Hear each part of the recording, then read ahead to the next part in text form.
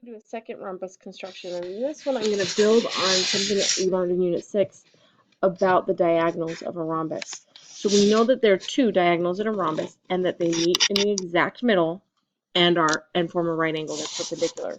So I'm actually going to start with the perpendicular bisector construction. So I'm going to start by drawing a line. I'm not going to make it too long because too long is going to make it harder.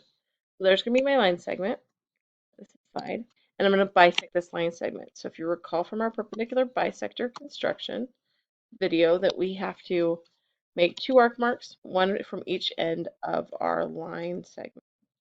So there's the first one. And then I'm going to move over to the other side. And here's my second one.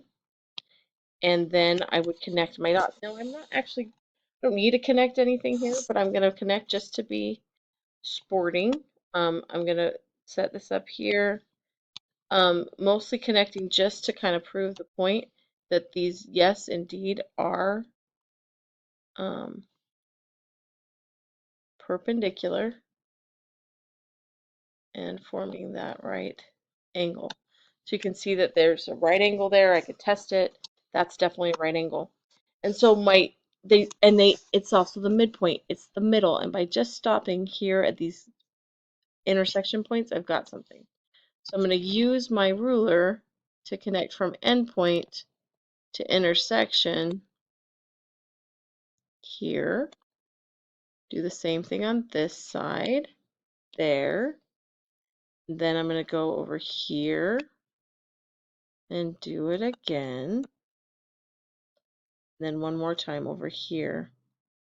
This one looks a little like a square, kind of turned on its side, but that's a rhombus because the diagonals are perpendicular and meeting in the middle. Now it would be a square if they were also congruent, which is another video. But there we have our rhombus, fairly simple construction, and it's based on what we know about the diagonals of a rhombus.